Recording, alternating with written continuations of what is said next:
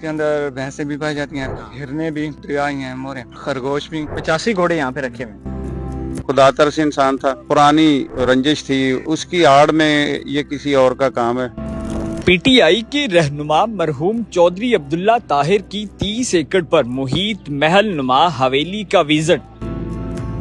पाकिस्तान तहरीक इंसाफ के सीनियर रहनुमा और साबका टिकट होल्डर उकाड़ा के चौधरी अब्दुल्ला ताहिर, इस वक्त मैं उकाड़ा में उनकी अल रहमत हवेली में मौजूद हूँ।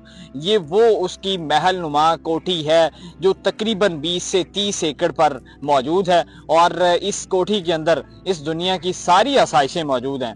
और आज ये दौर है, आज ये टाइम है कि ये हवेली बिल्कुल अफसुर्दा और खाली पड़ी हुई है। और एक दौर हुआ करता था यहाँ पे सियासी मुलाकातें और लोगों की आमदोरफ्त हुआ करती थी और लोगों के दिन रात यहाँ पे रश हुआ करता था और लोग अपने मसाइल लेकर चौधरी अब्दुल्ला ताहिर के पास यहाँ पे इसकी हवेली में आया करते थे।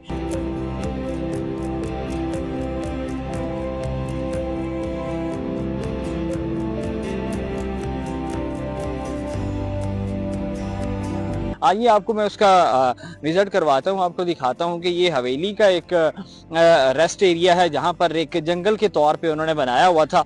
और आप अंदाज़ा लगाएं कि इसके अंदर पूरा एक जंगल छोटा सा बनाया हुआ था उन्होंने। और इसके अंदर जो है वो तमाम तर जानवर जो भी हैं जानवर, इसके अंदर हिरन हैं, बकरे हैं, छतरे हैं।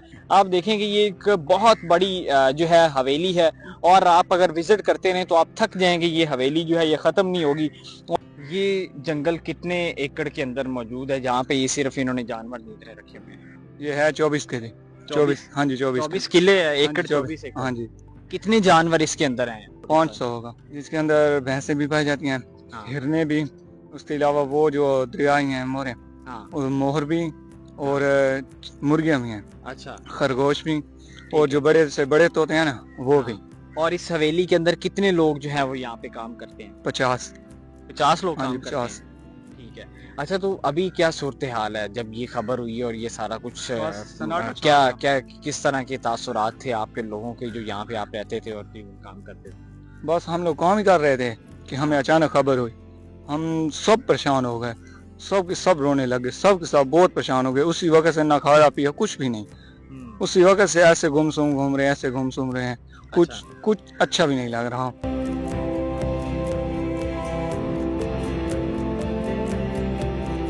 यहाँ पर ये जो एक साइड है जहाँ पर तकरीबन 200 से ज़ायद जो है वो भैंसें और गायें यहाँ पे मौजूद हैं और ख़ास किस्म की। और तकरीबन एक भैंस की जो कीमत आप अंदाज़ा लगाएंगे वो 8 से 10 लाख की है। ये गायें ख़ास किस्म की खड़ी हुई हैं, ऑस्ट्रेलियन और मतलब मुख्तलिफ नस्ल की जो है वो गायें वो यहाँ पे इस फार्म हाउस के अंदर मौजूद हैं। और यहाँ पे भैंसें हैं और इतनी तगड़ी तगड़ी भैंसें हैं कि एक भैंस जो है वो आपकी सोच से ज़्यादा जो है वो दूध देती है। और ये जो है यहाँ पर सिर्फ गायें और भैंसें मौजूद है।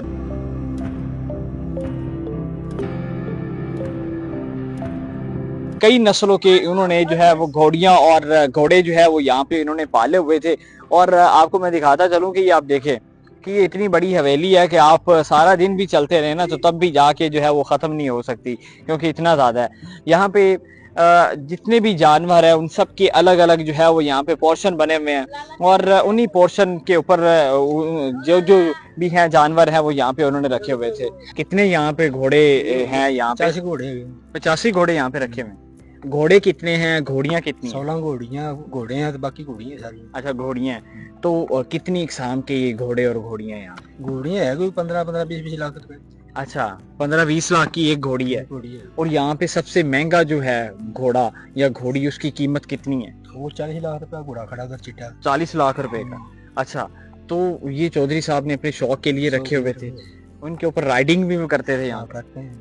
अच्छा, तो मुझे इनकी खुराक क्या है, क्या क्या? खुराक चने पाते हैं, जवी पाते हैं, चोकर पाते हैं, पट्टे पाते हैं। ठीक है।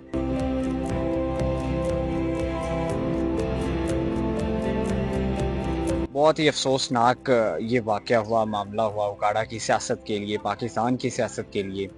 आपके उनके साथ कितने दरीना ताल्लुकात थे, कितनी यादें थी जब आपके पास पहली खबर आई, क्या उस वक्त तासुरात थे? मेरा उनसे 2013 में जो है वो एक सियासी संगत कायम हुई और 2013 के इलेक्शन में उन्होंने मुझे भरपूर सपोर्ट किया और उसके बाद फिर वो सियासी तल्लक भाईचारे की शक्ल इख्तियार कर गया और फिर वो मुझे बड़ा भाई समझता था, मैं उसको छोटा भाई समझता था और हमारा अच्छा वक्त गुजरा। तो जब ये खबर मिली है तो यकीन ही नहीं आ रहा था, क्योंकि उसकी किसी के साथ कोई दरीना दुश्मनी तो थी नहीं।